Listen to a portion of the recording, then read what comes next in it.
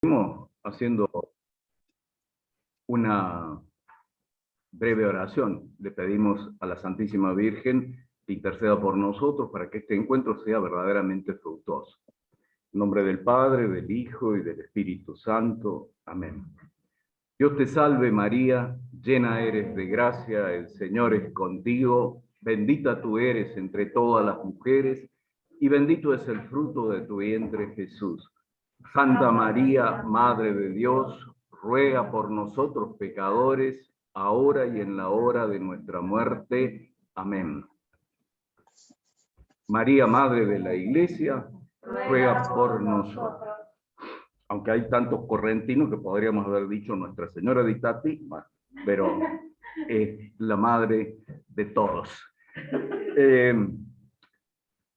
Un saludo entonces cordial a todos los participantes y un agradecimiento a quienes me hicieron la invitación, fundamentalmente la hermana María Gracia.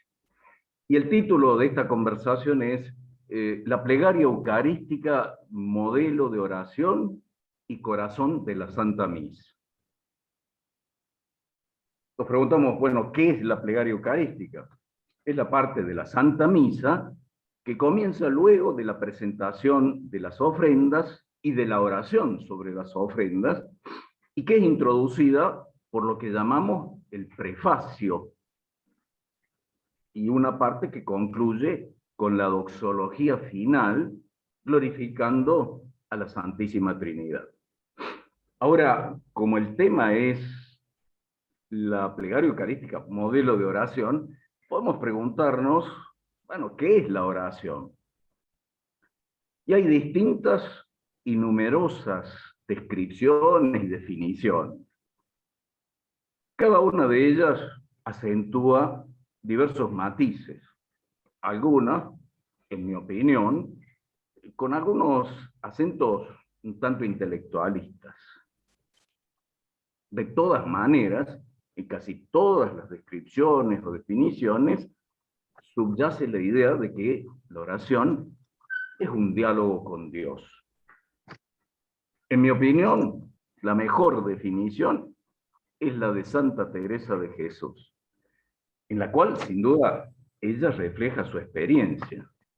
Dice Santa Teresa en el libro de la vida, que no es otra cosa la oración mental, a mi parecer, sino tratar de amistad, estando muchas veces tratando a solas con quien sabemos nos ama. Preciosa realmente la definición. Había en el tiempo de Santa Teresa una discusión si tenía que haber oración mental o solo la oración vocal. Pero en realidad no hay verdadera oración vocal sin oración mental. Porque si no, la oración vocal sería simplemente una repetición de fórmula, algo rutinario, algo casi mecánico. Y la oración litúrgica es vocal, porque necesariamente para que oremos juntos tenemos que hacerlo en voz alta, sintonizando unos con otros lo que decimos, de manera tal que la oración litúrgica es oración vocal. Pero la oración litúrgica da también, sin lugar, da lugar sin duda a lo que podemos llamar la oración mental, o mejor, podríamos decir, a la contemplación. Porque la oración litúrgica promueve silencios. Y esto es bueno también tenerlo en cuenta, porque a veces nuestras celebraciones son un cúmulo de palabras, de palabras, de palabras, y a veces no hay suficientes silencios. Y debería haberlos y deberíamos cuidarlo todo. Los celebrantes y los participantes, por supuesto, todos somos celebrantes, todos somos participantes, pero bueno, el que preside la celebración eucarística y quienes acompañan, tenemos que cuidar ese tema de ciertos momentos de silencio que nos permitan interiorizar, profundizar lo que estamos celebrando y lo que estamos diciendo en la oración. Ahora, hay también una recomendación hecha por la Iglesia en la Constitución sobre la Sagrada Liturgia, está inspirada en San Benito, que dice que en la oración lo que dicen los labios tiene que ser la expresión de lo que siente el corazón. O sea que el corazón tiene que sintonizar con lo que dicen nuestros labios. De hecho, la Constitución dice que la mente coincida con lo que pronuncian los labios. En la Sacrosanctum Concilium, Constitución sobre la Liturgia, en el número 90. Ahora, hay distintas modalidades de oración. Ante todo, la adoración, con la cual nosotros homenajeamos a Dios como creador y Señor de todas las cosas y como redentor de la humanidad pecadora. Al reconocimiento del creador y Señor corresponde la total adhesión del hombre, que es su criatura. Y debe ser una adhesión cordial y sincera.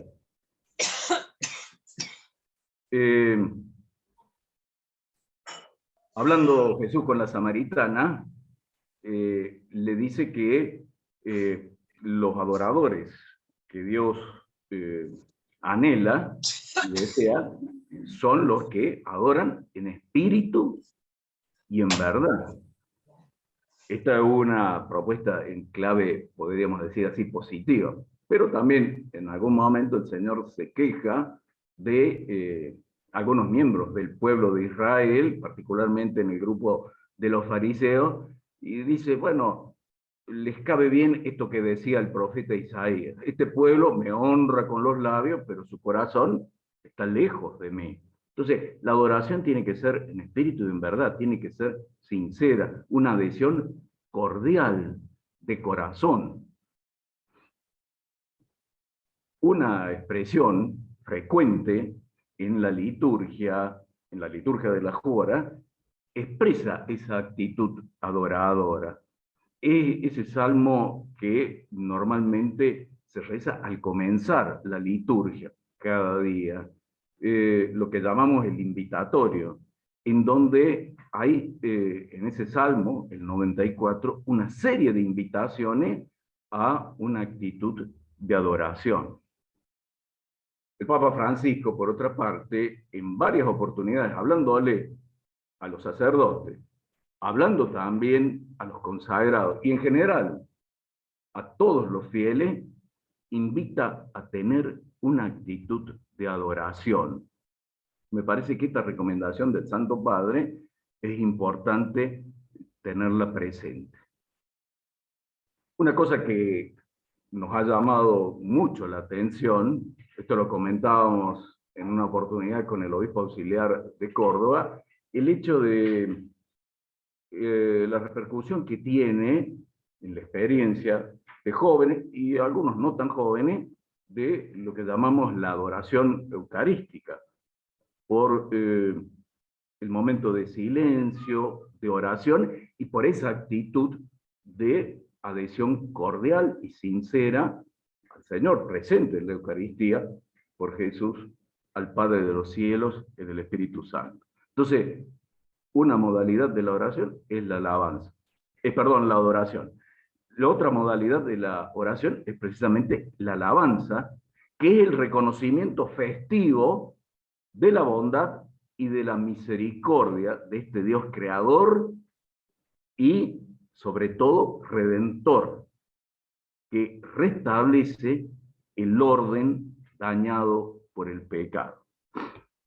Hay también una oración muy bonita, se reza, entre otros momentos, en la vigilia pascual, en donde se expresa, Señor, que has creado admirablemente el mundo, pero más admirablemente, es decir, que has creado admirablemente el hombre, pero más admirablemente lo has recreado, lo has redimido, está expresando esa alabanza que está como muy cercana también a la adoración. Otro momento, otra calidad de oración es la acción de gracias, que está vinculada con la adoración y la alabanza, pero tiene además un matiz que es la gratitud. Se adora y se alaba al Señor, creador y redentor, al Señor bueno y misericordioso, que ha mostrado su señorío, su bondad y su misericordia, beneficiándonos con sus dones. La gratitud es la actitud propia de un corazón noble. Y esto no solamente en la oración, en nuestras relaciones entre las personas, cuando alguien es agradecido, uno puede decir, esta es una persona que tiene un corazón noble. Y Jesús lo pone de relieve. Todos recordamos esa escena en donde 10 leprosos van a pedirle a Jesús su curación. Y el Señor se los concede, pero vuelve uno solo. Y dice Jesús, ¿y cómo? ¿Y los otros 9? ¿Dónde están? Como diciendo, se quedaron cortos, no agradecieron. Ahora, la gratitud, a su vez, es oportunidad y camino para nuevos dones.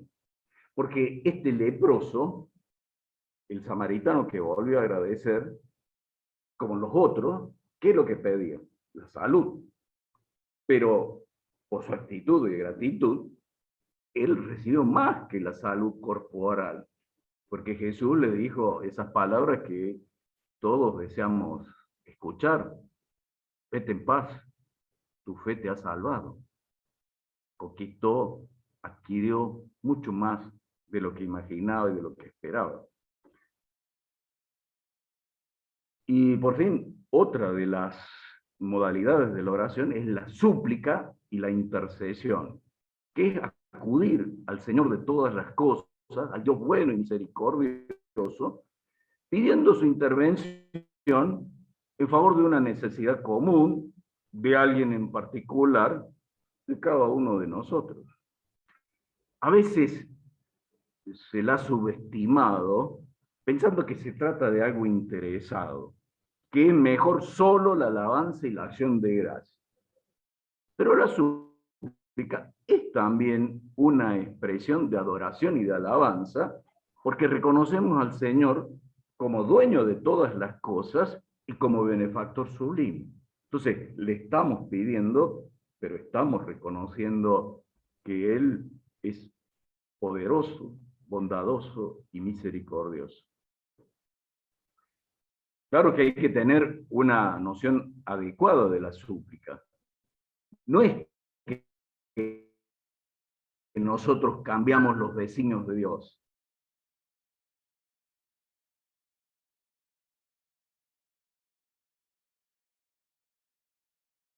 Que, suplicando, pidiendo, entramos, quiere nuestra participación. A Dios.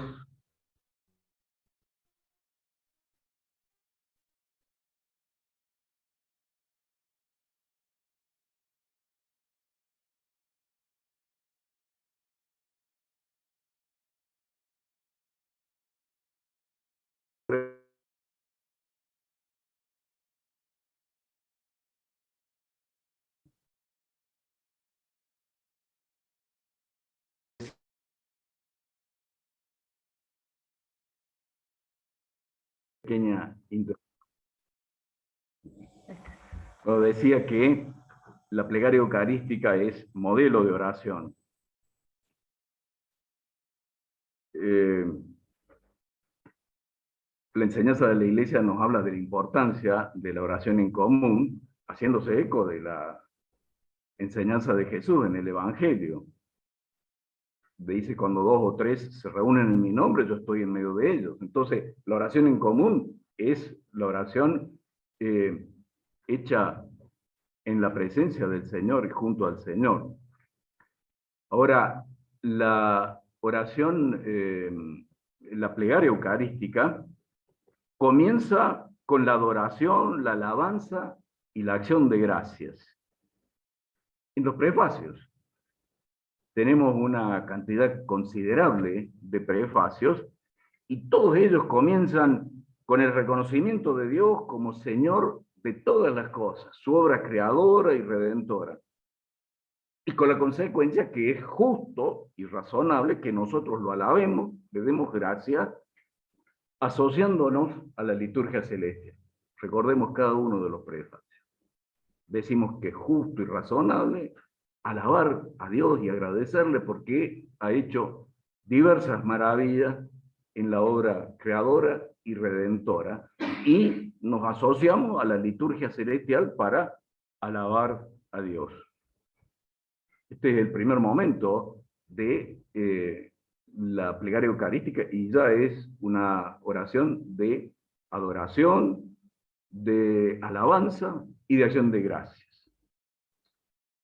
Luego de esto, las plegarias continúan normalmente con una invocación al Espíritu Santo para que consagre el pan y el vino que se ha presentado, que se ha traído en el momento de las ofrendas y se ha puesto sobre el altar.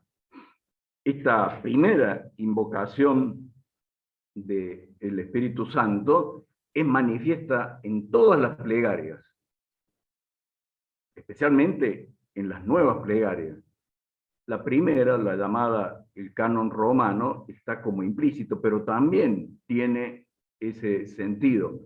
Pedir el Espíritu para que transforme el pan y el vino que hemos puesto sobre el altar en el cuerpo y la sangre de Jesús.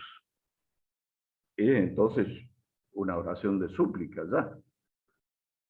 Y a continuación de esto, normalmente tiene lugar el relato de la institución durante la última cena. Todas las plegarias eucarísticas tienen ese relato, lo que hizo el Señor junto con sus discípulos. Luego del relato de la institución, tiene lugar un recuerdo de la obra realizada por Dios, que ha enviado a su Hijo y que ha aceptado su ofrenda. Un recuerdo de la obra salvadora, redentora de Dios. Y luego de esto hay una nueva invocación del Espíritu Santo. La primera era para que transformara el pan y el vino en el cuerpo y la sangre de Jesús. Esta nueva invocación del Espíritu Santo es para que transforme los corazones de todos los que celebramos y participamos de la Eucaristía, haciendo de toda la asamblea una expresión de la única Iglesia. La comunión, el encuentro profundo, íntimo entre los creyentes, es la finalidad de la celebración eucarística y especialmente de la comunión sacramental. Recordemos lo que enseñaba el apóstol San Pablo escribiéndole a los Corintios. Decía que porque participamos de un mismo pan y participamos de un mismo cáliz, somos una sola cosa, el cuerpo del Señor, cuerpo místico del Señor. También esta invocación del Espíritu es una nueva expresión de la súplica de la Iglesia que pide esa intervención de, el Espíritu. Y prolongando esta súplica, vienen las intercesiones por toda la Iglesia, por el Papa, por el Obispo, por todos los ministros, por todos los fieles. No solo los presentes, sino también los ausentes y aquellos incluso que ya han partido de este mundo, los difuntos. Siempre en la plegaria eucarística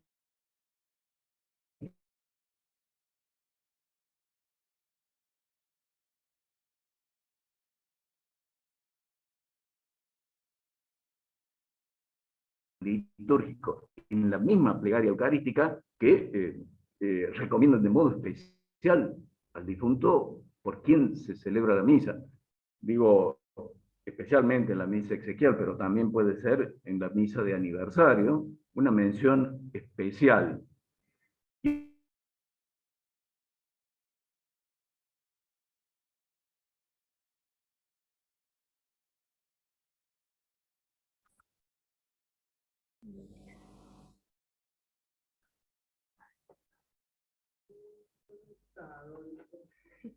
Digo, una de las cosas que llama la atención en varias plegarias eucarísticas es que cuando se hace mención de los difuntos y se pide por ellos, se añade, dice, cuya fe solo tú conociste.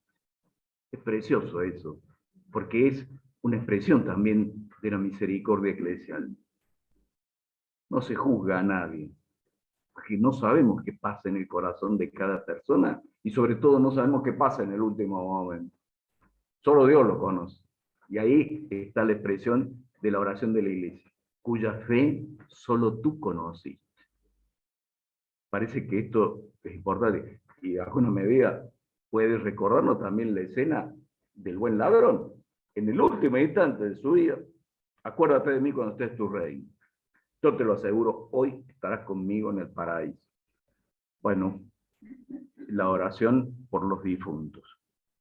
Y es una oración de súplica por toda la iglesia y por todas las necesidades de la misma, de todos los que integramos la comunidad eclesial, los que peregrinamos en esta tierra, como se suele decir, la iglesia militante, los que, habiendo partido de este mundo, esperan encontrarse y están viviendo una purificación misteriosa, pero no sabemos qué extensión tiene, pero ciertamente lo que decimos la iglesia purgante, y en plena comunión con los santos que están en la presencia de Dios y que interceden por nosotros. Los que han sido canonizados y aquellos también que solo Dios conoce.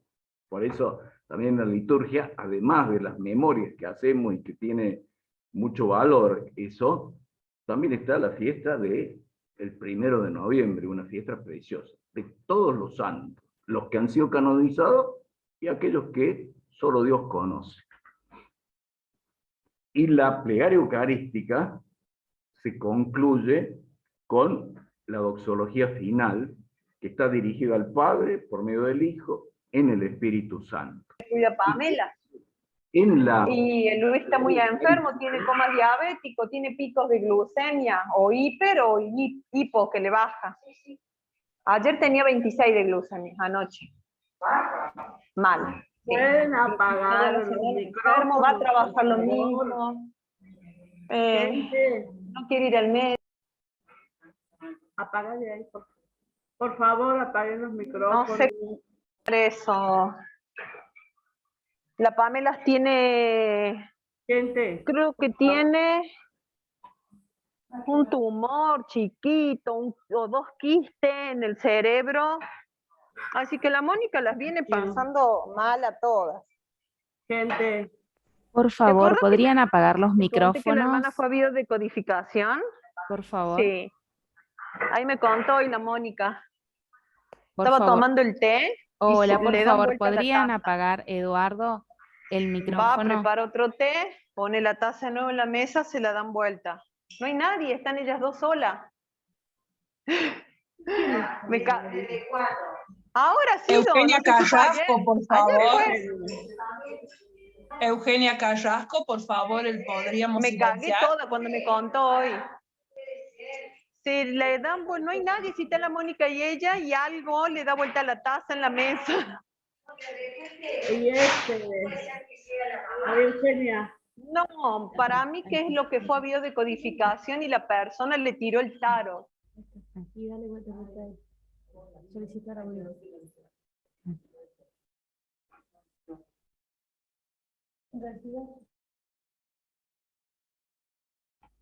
Ahí está, padre, sigue. Bueno, como decíamos, la plegaria eucarística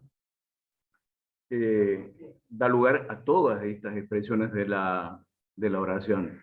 Y en ese sentido es modelo de la oración. De adoración, de alabanza, de acción de gracia y de súplica. Una súplica bien amplia que comprende los intereses personales, comunitarios de la iglesia, incluso del mundo entero.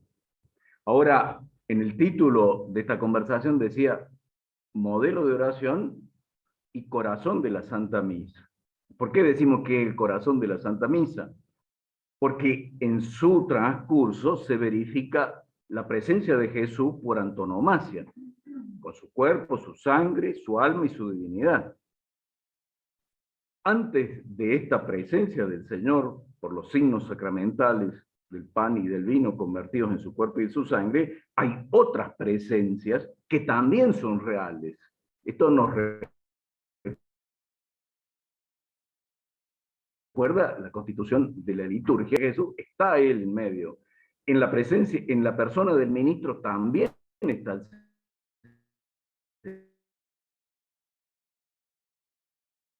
Señor. Sobre todo cuando la presencia real por excelencia es la presencia bajo las apariencias del pan y del vino, la presencia sacramental en su cuerpo y en su sangre. ¿Qué actitudes demanda esta presencia? Bueno, una actitud de fe que es sumamente importante esto, porque evidentemente nuestros sentidos no ven ningún cambio. De hecho, hay una oración muy bonita compuesta por Santo Tomás de Aquino que presenta precisamente esto. Dice, la vista, el tacto, el gusto no detectan nada. Solo el oído detecta esto porque por el oído escuchamos la palabra del Señor, una palabra que es la verdad suma. Esto es mi cuerpo, esto es mi sangre, ¿no? Entonces, una actitud de fe y por supuesto una actitud de oración. Precisamente el relato y la maravilla de la transformación del pan y el vino en el cuerpo y en la sangre de Jesús acontece en un clima de oración. Acontece en un clima de oración. Ahora, es central también, precisamente por esta presencia del Señor. En la tradición oriental, las iglesias orientales, dice que, bueno, es en la plegaria eucarística, si al final hay una invocación especial al Espíritu para que transforme el pan y el vino en el cuerpo y la sangre de Jesús. En la tradición occidental, la nuestra, la liturgia romana, como decíamos, está antes del relato, esa y la convicción de que por la fuerza de las palabras y por la intervención del Espíritu, que se realiza esa transformación del pan y el vino en el cuerpo y la sangre de Jesús.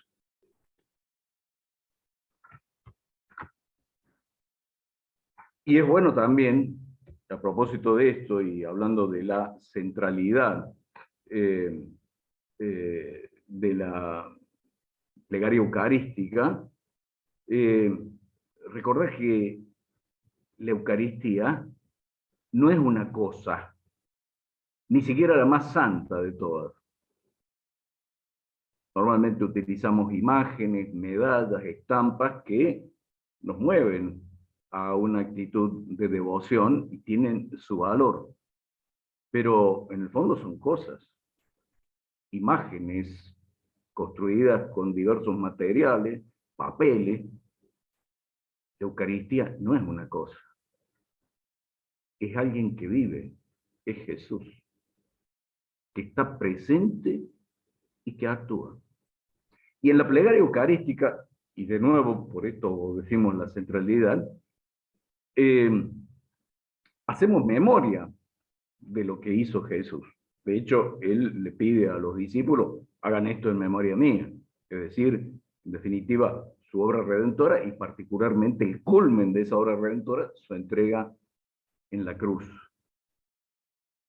Ahora, no solamente hacemos memoria, creemos que Él actúa hoy y ahora, en el momento en que nosotros también participamos en la Eucaristía, que la celebramos y participamos. El Señor está actuando y nos confiamos a esa actuación. Él intercede siempre en favor nuestro. Y nos unimos a la ofrenda. Por eso también es importante esto de que antiguamente, y hasta no hace mucho, se solía decir, vamos a oír misa, vamos a escuchar misa. Y se nos ha propuesto e insistido de que hay que decir, vamos a participar en la Eucaristía, porque en la Eucaristía el Señor ha abierto, por así decir, la ofrenda que Él solo realizó en la cruz. En la Eucaristía Él la abre para que nosotros participemos y nos asociemos. Y entonces cuando estamos en la celebración eucarística, particularmente en el momento de la plegaria eucarística, nosotros en una actitud de fe, de oración, tenemos que poner nuestra vida sobre el altar, ofreciéndola con sus alegrías y sus penas, con sus logros y sus esperanzas, para que se una a la ofrenda de Jesús, o mejor, para que Jesús la tome y nos la una a su ofrenda, en la seguridad de que así como la ofrenda de Jesús es patente ante el Padre y es aceptada plenamente, también lo nuestro quede patente y sea aceptado por el Padre del cielo. Y esto, una actitud de fe y una actitud de devoción, de unión con los sentimientos del Señor, con su actitud de ofrenda. Y después, esto alcanza su culmen en la comunión. Comulgar es también hacer que el Señor nos tome y nos ofrezca a Él. Por eso también este es un tema importante, decir cómo nos acercamos a comulgar, qué actitud tenemos, cómo recibimos el cuerpo del Señor, cómo comulgamos.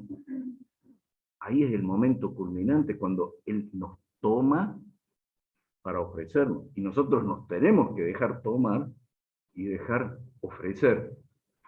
Y muchas veces se suele decir, personas que dicen que ha ido a participar en la misa y salió renovado. Si yo vine con todas estas cosas y salí distinto. Y sí, ¿por qué? Porque estaba el Señor en su palabra y en su ofrenda. Y esa persona escuchó con atención la palabra, trató de que entrara en su corazón, se unió a la ofrenda de Jesús y bueno, la situación es distinta. Salió distinto, iluminado, fortalecido, consolado, desafiado de todo eso. El momento culminante y principal es la plegaria eucarística. Y también, bueno, decimos, en la Eucaristía nosotros hacemos memoria de lo que hizo Jesús. Nos damos cuenta de que Él está y que nosotros lo reconocemos y nos asociamos a Él. También que Jesús nos proyecta hacia adelante. Y aquí es algo que tenemos que conectar con el tiempo pascual que estamos viviendo. La resurrección de Jesús no es una vuelta a la situación anterior, como en el caso de la hija de Jairo, el hijo de la viuda de Naín, o Lázaro. Volvieron a la vida, pero al cabo de un tiempo murieron. Jesús no muere más. La muerte no tiene poder sobre él, porque no fue una vuelta hacia atrás, sino una vuelta hacia adelante. Jesús va hacia adelante, hacia la plenitud de la vida, en la gloria, junto al Padre, y nos abre el camino a nosotros.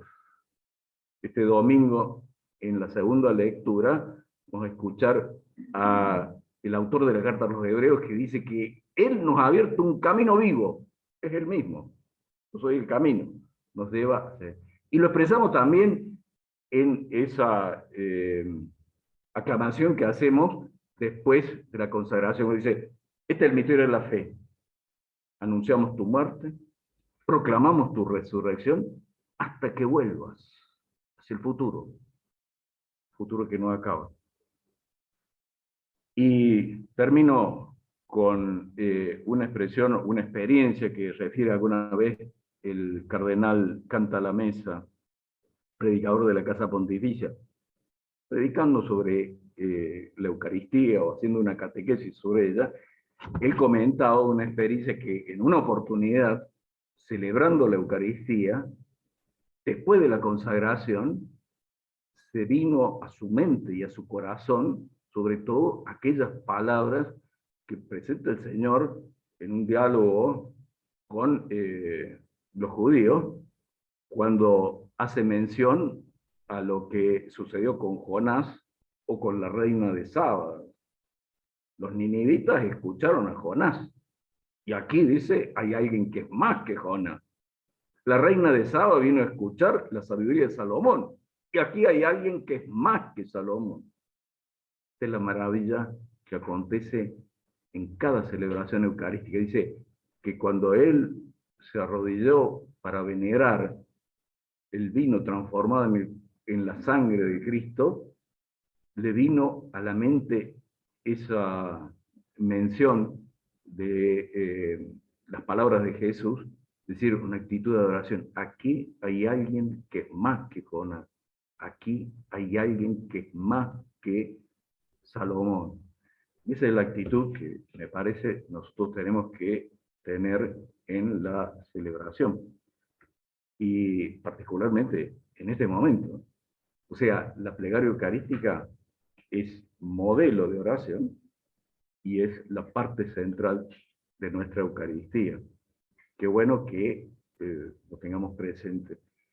Y antes de iniciar esta conversación, estaban conversando con la hermana Gracia y decían de la importancia que tenía esto de la liturgia y la catequesis. Y lógico, porque la catequesis no es solamente transmisión de una serie de conceptos, casi como si fuera una actividad escolar, sino que es una iniciación. Y la iniciación supone una participación, como dice el concilio, consciente, activa, fructuosa. Y entonces, este es el desafío. Hay catequistas que lo hacen de una manera maravillosa, con un ingenio que realmente llama la atención. Pero bueno, en eso hay que compartir experiencias y hay que ilustrar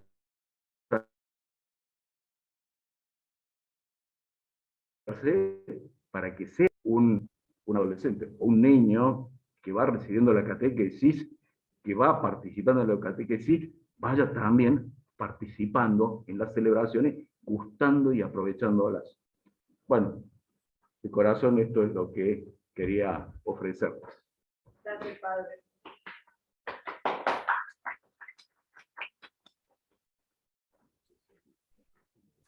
Estamos muy felices de haber escuchado al padre, porque él nos enseñó a decirle padre, ¿no? Monseñor, obispo. Todo lo que nos ha dicho, somos testigos de que es fruto de una vida de oración profunda, de una espiritualidad muy profunda y de un pastoreo muy intenso en todos los lugares donde le ha tocado ejercer su ministerio.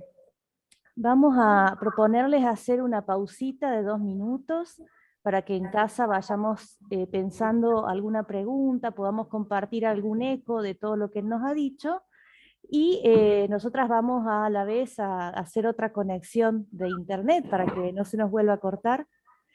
Y bueno, si podemos hacer esto todos, de paso, otra vez el agua para el mate, se toma un momento, son las 8:40, si les parece 5 minutos, 8:45, estamos de vuelta, ¿sí?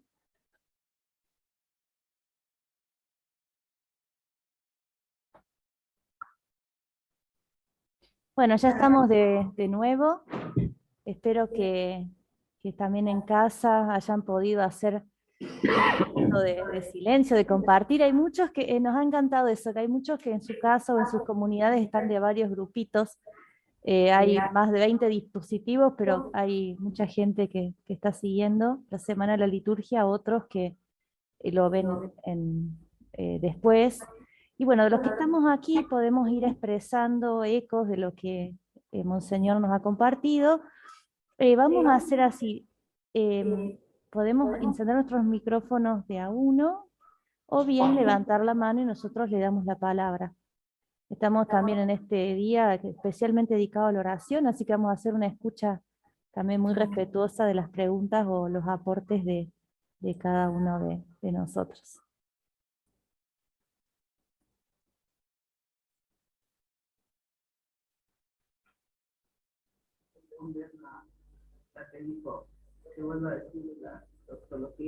Hubo una pregunta en el chat, por ejemplo, que si el padre podría repetir lo que dijo sobre la doxología. ¿Sí, padre, puede ser?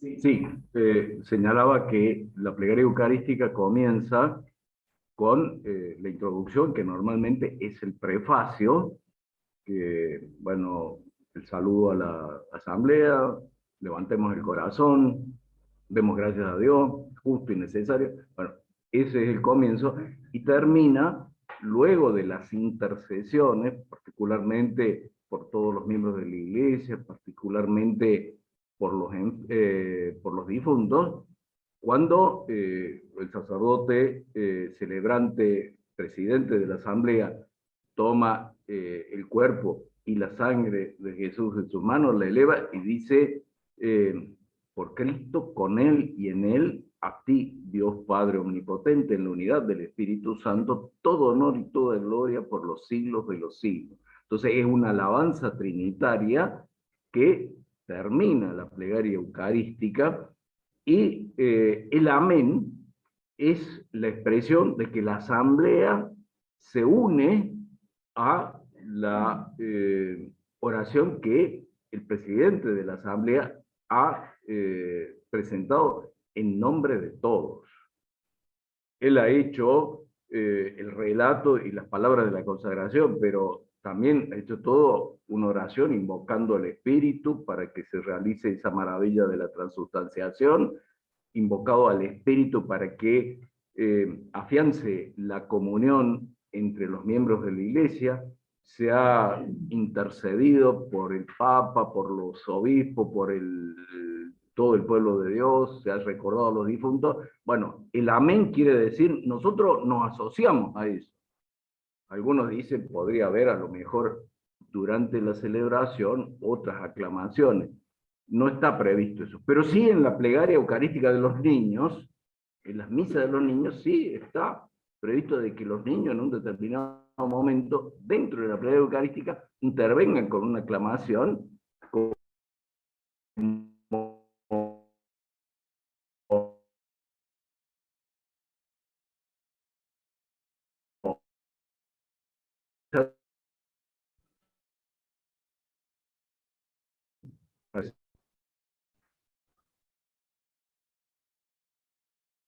Generalmente pasa, estamos distraídos cuando nosotros estamos distraídos, cuando concluye el que preside, cuando dice, y ese amén muy concluye el que preside, con ese amén muy débil. bueno, muy adecuado, porque yo creo que es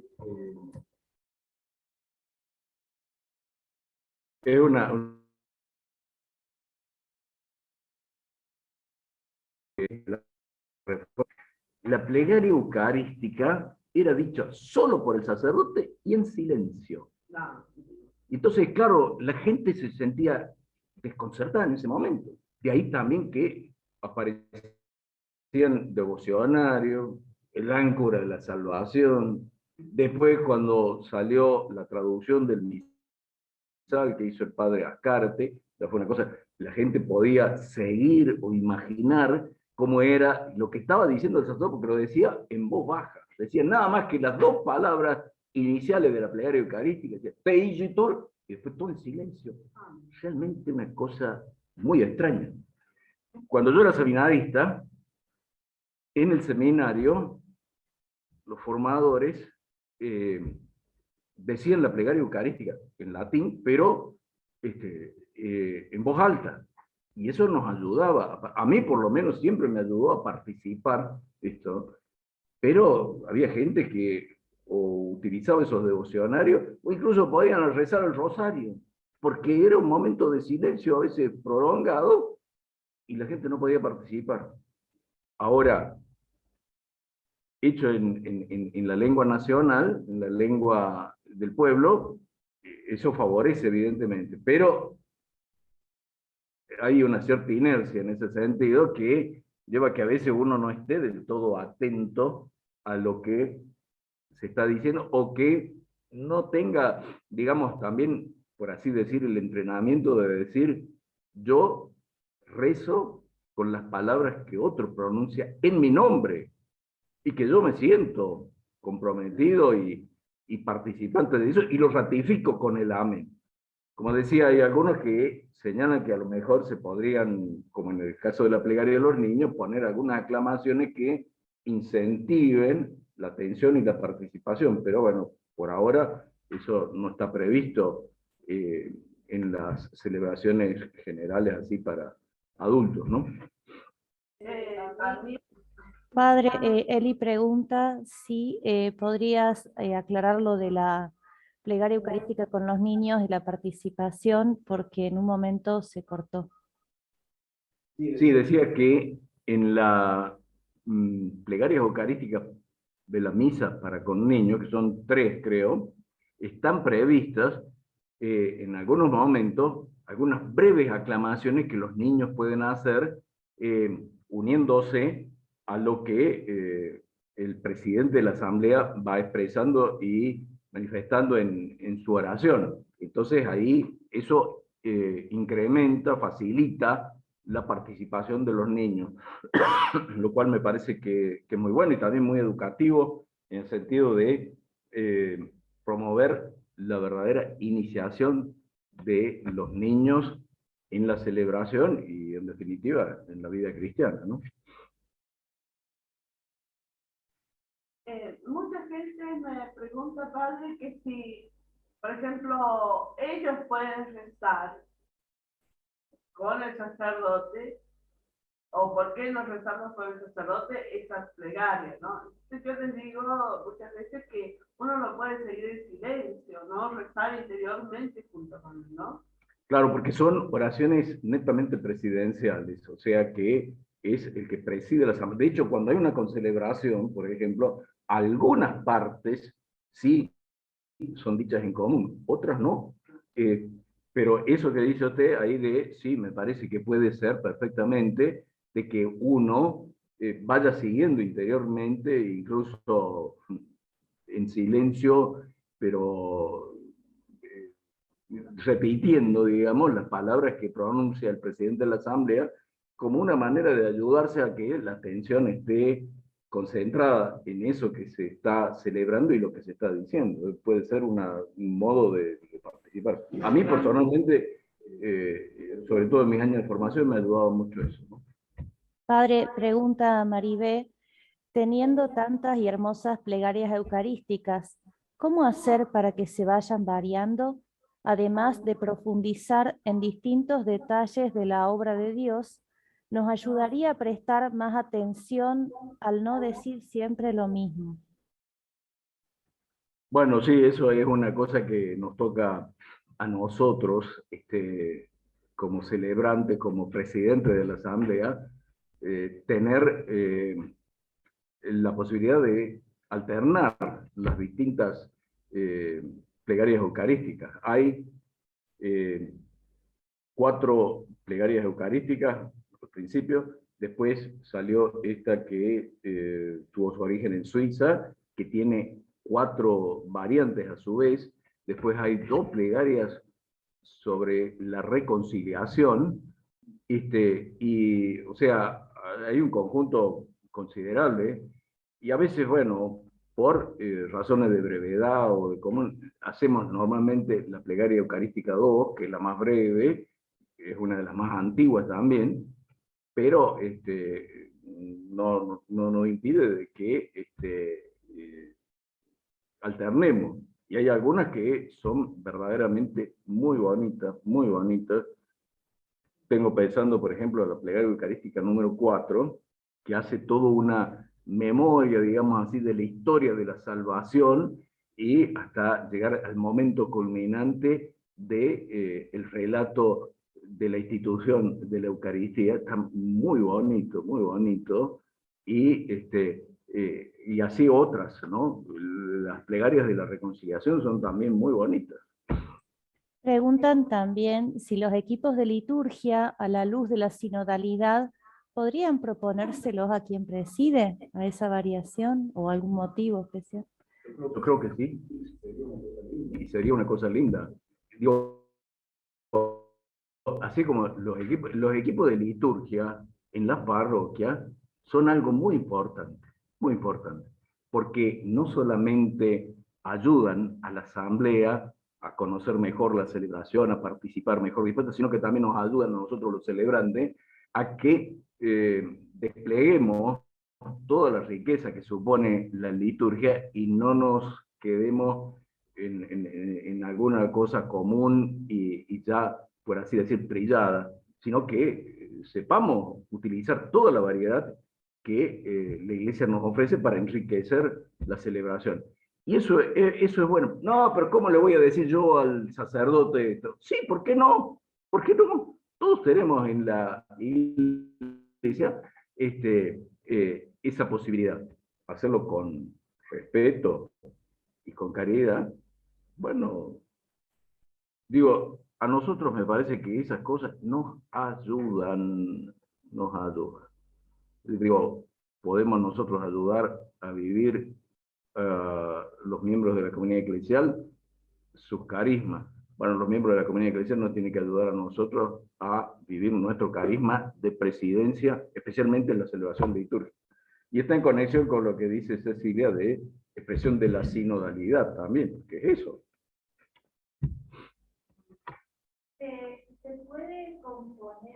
¿Se puede componer cantos a partir de las plegarias para la liturgia? Eso depende de la creatividad podría ser, pero no se me ocurre a mí. Porque hay muchas personas que están desde distintos ministerios participando, bueno, quizá aquí también hay varios músicos, y claro, a veces como que falta tela para cortar, pero no, la liturgia nos da todo, ¿no? En los textos. De hecho, por ejemplo, yo lo he visto sobre todo en grupos de la renovación carismática, terminada el relato de la institución, la consagración, una aclamación ese que vive Jesús, que se repite, él vive, eso me parece que bien dicho, bien cantado, es algo que ayuda a profundizar lo que ha sucedido y lo que se está celebrando. Bueno, y eso, bueno, o también esas otras vocaciones que dice, Señor mío y Dios mío, cantado después de la consagración tanto del pan como del vino, también son cosas que de modo semejante podría haber alguna canción que ayudara a profundizar el contenido de la plegaria eucarística, podría ser, no se me ocurre cómo, pero creo que ahí está abierto a la creatividad también. Sí. En realidad, padre, bueno, ahora el misal nuevo no lo tiene, pero en realidad antes estaba todo musicalizado, las plegarias, las respuestas, todo. Claro que en latín y en gregoriano, pero yo digo, hay, cuando el padre dice, este es el misterio de la fe, una que hay 2 o 3 respuestas distintas, o 4 me parece. Y eso es cantado. Se puede poner melodías a esa letra. Sí, claro. Sí, claro. Es decir, todo lo que se pueda hacer cantado vale aquello que decía San Agustín, ¿no? El que reza cantando reza 2 veces. Ahora, el problema es cuando al celebrante que preside la asamblea, el Señor no le ha dado el don del canto, y ahí me incluyo yo. Me consuela saber que el Papa está en esa también, porque el Papa... Pero yo la verdad, sinceramente, anhelaría poder cantar toda la liturgia. He participado en celebraciones donde el presidente de la asamblea canta, por ejemplo, toda la consagración, y es precioso, precioso. Me gustaría poder hacer eso, pero Dios no me ha dado ese don. ¿Qué va a hacer? Bueno, le ha dado tantos otros. Padre Paz pregunta, cuando se eleva el cuerpo después de la sangre en el momento de la consagración, ¿corresponde decir a cada momento, Señor mío y Dios mío? Yo creo que eso es una expresión de la devoción y que está bueno eso. Es repetir esas palabras del apóstol Santo Tomás, que es muy bonita, ¿no? De que como dice uno de los padres de la iglesia, dice, vio la humanidad, pero confesó la divinidad. Y nosotros vemos los símbolos eucarísticos, pero confesamos a Jesús presente ahí. Entonces me parece que bien cabe esa expresión. O hacerlo junto a la asamblea o decirlo uno en privado. Sí. Todo silencio. Sí. Sí, porque muchas personas se preguntan, ¿qué se puede, o qué puedo decir? ¿O qué puedo expresar cuando comulgo? Cuando recibo el cuerpo de Cristo. O sea, dice que no se sabe qué decir. Bueno, ahí con respecto al tema de la comunión, ¿no? Yo digo, no está estrictamente dentro del tema de la plegaria eucarística, pero digo dos cosas. Primero, recibir la comunión, cuando se recibe en la mano, con cuidado, como decía algún padre de la iglesia, que tenía que ser como un trono donde estaba el Señor. Entonces, poner las manos, no como quien recibe una cosa, yo recibo algo y me voy, sino recibirlo en la mano, y ese tiene que ser un gesto de veneración. Y el amén, cuando el presidente de la asamblea dice el cuerpo de Cristo, el amén es también un acto de fe y una ratificación de lo que le está diciendo el presidente. Este es el cuerpo de Cristo. Sí, yo lo creo, lo acepto. Amén. Ese es el sentido de ese amén, ¿no? Y de paso, esto es una opinión personal, ¿no? Digo, a propósito, la iglesia da la libertad de recibirlo en la mano o de recibirlo en la boca. Lo decide el fiel. Ahora, ha habido en algunos lugares gente que ha dicho que recibir el cuerpo del Señor en la mano era como una suerte de profanación, lo cual me parece que es totalmente exagerado y fuera de lugar. Porque, ¿quién dijo que la mano era menos digna que la lengua? Y yo digo, en algunos casos, dicen, no, pero que las manos no son dignas. Y la lengua, querido, ahí leer el capítulo 3, creo que de la Carta de Santiago. Listo, ahí vamos a ver. Después, otra objeción que se dice, pero nosotros no estamos consagrados. ¿Cómo es que no está consagrado? ¿Y el bautismo? ¿Y la confirmación? Se hace con el Santo Crisma, que es expresión de la consagración que ha obrado el agua en el corazón del bautizado, y que es un símbolo que expresa la consagración que el Espíritu realiza en el confirmado, como el mismo nombre lo indica, confirmando el bautismo. ¿Cómo es que todo cristiano todo cristiano está consagrado, su cuerpo está consagrado. No es una cosa profana. Todos estamos consagrados por el bautismo, que ha alcanzado plenitud en la confirmación. Ahora, entre los bautizados y confirmados, hay quienes reciben la consagración en orden al sacerdocio, y entonces ahí sí una consagración especial, pero que se asienta sobre la consagración bautismal, así como también los religiosos que hacen la profesión religiosa llevan el bautismo hasta las últimas consecuencias, pero es el bautismo. Y este es el sacramento que me parece que tenemos que destacar y profundizar, es decir, antes que sacerdotes somos bautizados. Como decía por ahí también San Agustín, ¿no? Para ustedes soy obispo, con ustedes soy cristiano. Qué hermoso. Preguntan también, ¿cómo podríamos hacer para rezar las plegarias eucarísticas en grupo? Quizá aparte de rezar el rosario con la palabra. ¿Qué sugerencia nos podría dar o cómo leerlas? Bueno, lo primero sería conocerlas, ¿no? Y normalmente, bueno, el misal pequeño que publicó la Conferencia Episcopal Argentina, están esas plegarias, todas las plegarias. Ahí la hermana Gracia me lo está alcanzando. Digo, en el misal, ahí están todas las plegarias, y una de las cosas es conocer su formulación. Después, qué lindo eso de que si hay un equipo de liturgia, pudieran, sobre todo, digo, el día domingo, la víspera, el sábado a la tarde o el domingo, hablar con quien preside la Eucaristía y decir, Padre, ¿por qué no rezamos esta plegaria eucarística?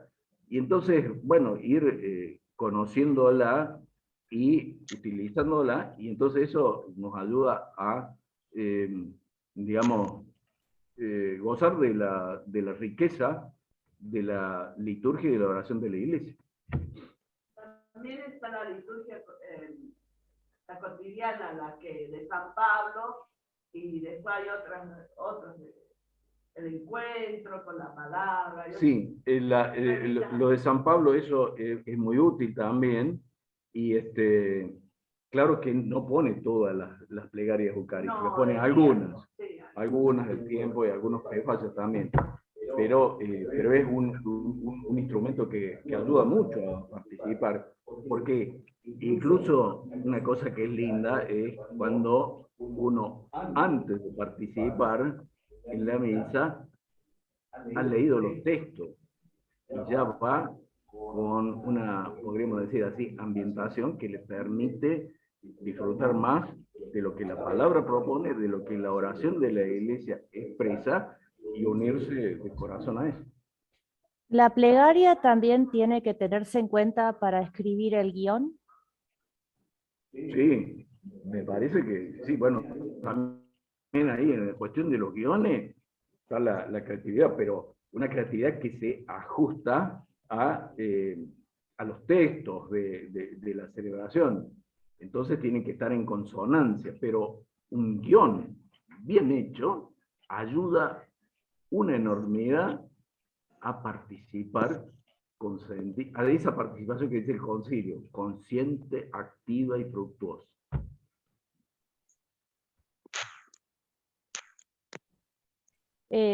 Sí, gracias. El domingo vamos a tener un poco de entrenamiento con la hermana Luciana sobre cómo se escribe un guión, ¿no? Qué bueno que decís esto de tomar también la plegaria, los textos, rezarlos, prepararse. Lo que sí me parece que es importante decir que los guiones tienen que ser breves y sugerentes, porque una de las cosas que a veces sucede es que en la liturgia hay abundancia de palabras, y entonces hay que encontrar un equilibrio entre la palabra, los gestos y los silencios. para que entonces la participación sea equilibrada y que realmente ayude al encuentro de la persona y del celebrante, del que preside la celebración, con el Señor. Padre, la Comisión Arquidiocesana de Liturgia ofrece ese servicio en el Facebook, el servicio de los guiones de cada domingo. Bueno, eso es una cosa muy importante y muy valiosa. Y hemos tratado de encontrar un término medio así, para no abundar en palabras, ¿no? Ese me parece que es un servicio interesante. Lo importante es que, a su vez, cada equipo litúrgico parroquial vea ese guión y a lo mejor lo adapte para alguna necesidad propia de esa comunidad, pero ya tiene una inspiración, no parte de cero, parte de algo que le han ofrecido y lo puede ayudar. Exactamente, la adaptación a cada realidad. Tal cual. ¿Hay alguna otra pregunta? ¿Hay alguna otra pregunta en la asamblea?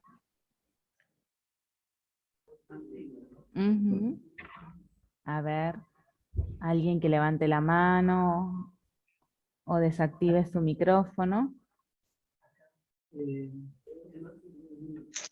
Nosotros hemos tenido una experiencia en una parroquia que no se nombró a sus difuntos en la misa, y al terminar la misa un griterío allí reclamando esa objeción. Sería bueno que nos aclare que eso de nombrar a los difuntos en realidad no es necesario, por eso porque esa oración, en esta plegaria eucarística, en todas las misas, ya se reza por todos los difuntos. Bueno, para llevar tranquilidad a la gente que no le nombraron porque no saltó el renglón y no lo leyó, se desesperan porque creen que no se ofreció la misa por ese difunto. Si nos puede aclarar bien eso, Monseñora, sí. Sí, creo que es un tema sensible ese, y aunque a veces pueda demorar un poquito el comienzo de la celebración, a veces se leen las intenciones. Esta Santa Misa se va a ofrecer por estas personas, por estas necesidades, por estos difuntos, y eso me parece que es bueno hacerlo. Después, en la celebración, por supuesto, el que preside la celebración tiene que poner la intención de ofrecerlo por todos esos que se han mencionado. En algunos casos, por ejemplo, en una misa exequial o en un aniversario, puede ser también importante que en el momento de que se hace memoria del difunto, se lo mencione especialmente. Incluso, tengo presente especialmente la plegaria eucarística 2 y la plegaria eucarística 3, tienen menciones especiales para la conmemoración para nombrar al difunto en una misa exequial o en un aniversario. Son muy buenos, muy buenos.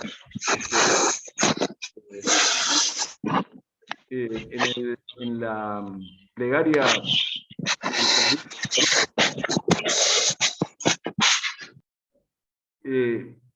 dice: recuerda a tu hijo o tu hija a quien llamaste hoy de este mundo a tu presencia.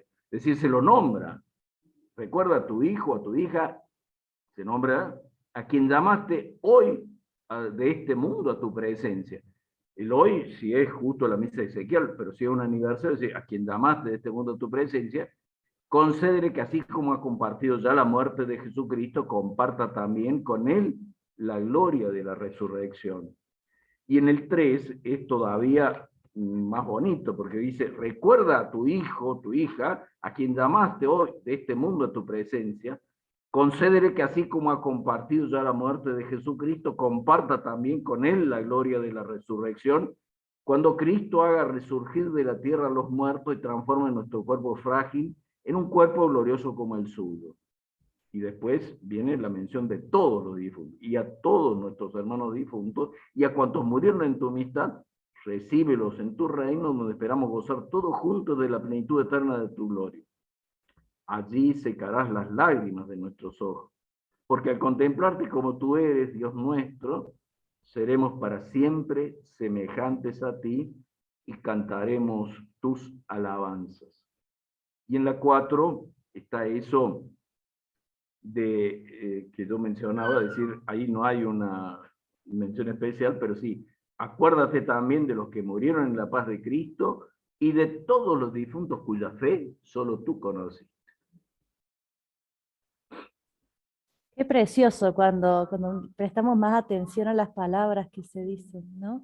Andrea también está preguntando si podrías repetir por qué la oración, la plegaria eucarística es la oración por excelencia.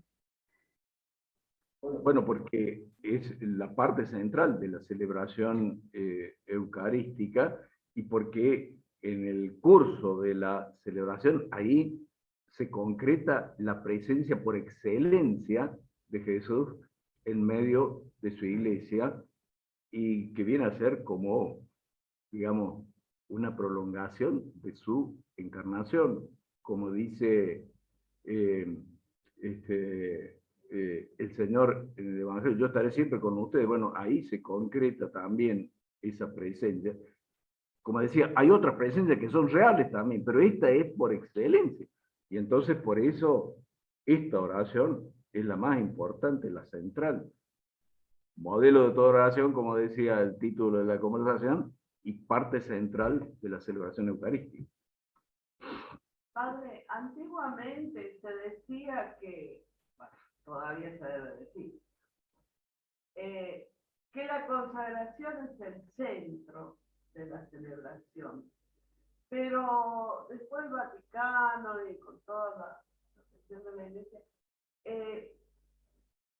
podemos decir que la plegaria, dentro de la cual está la consagración, es el centro de la Eucaristía, ¿no? De la celebración eucarística. Sí, sí, sí, es toda la plegaria, en cuyo desarrollo acontece la consagración y eso le da especial relieve, pero sí, es toda la plegaria eucarística. Así como también toda la celebración eucarística tiene su importancia, porque en la antigüedad era el tema de cuándo valía la misa, decía.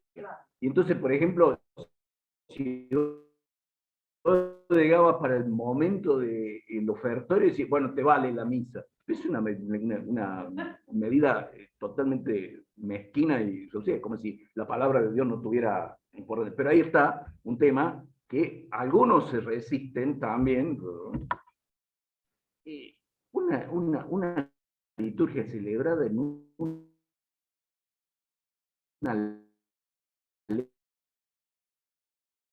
lengua que el pueblo no entonces, no decir, no, pero que el latín, no, que el latín. ¿Cuántos hay que saben el latín y pueden participar consciente de lo que se está diciendo? Muy poco. Quizá en Europa hay un poquito más, no sé si tanto, pero un poquito más porque la lengua latina ha sido estudiada en varios países en los estudios secundarios, en los secundarios, demás. Acá, nosotros en la Argentina, solamente los que tienen los bachilleratos humanistas, pero son poquísimos. Y no se puede decir que se llega a un dominio de la lengua latina. Por eso digo,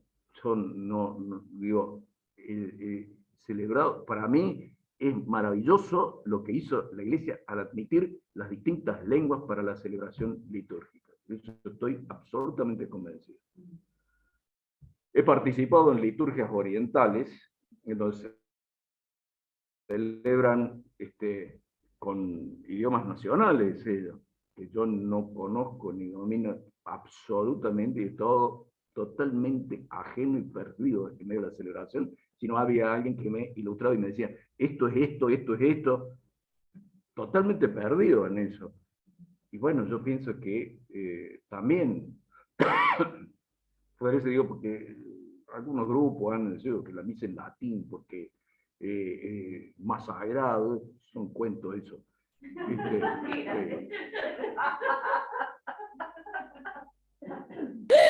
Solo él lo puede decir con esa honestidad y explicarlo también, ¿no? Porque necesitamos tanta formación. Las hermanas nos hemos dado cuenta de eso, que ante toda la semana de la liturgia es para crecer nosotras en la fe y compartir con todas las comunidades. Y bueno, que vengan nuestros pastores, hermanas preparadas, tantos hermanos y hermanas, ¿no? Te agradecemos muchísimo, Padre. ¿Capaz hay alguna preguntita más por ahí?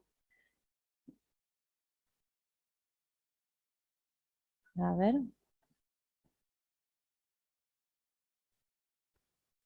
Bueno, si les podés dar la bendición, dice también. Que ahora que ya estamos llegando al final, si nos podés bendecir también. Bueno, la Eucarística termina con la doxología. Y esta charla termina, como la misa, con la bendición final. Así que bueno, un gusto haber estado con todos ustedes. Y entonces decimos la bendición. Que el Señor esté con todos ustedes. La bendición de Dios Todopoderoso, del Padre, del Hijo y del Espíritu Santo, descienda sobre ustedes y los acompañe siempre. Amén. Muchas gracias, doctor. Gracias, Padre. Muchas gracias. Aguante acá.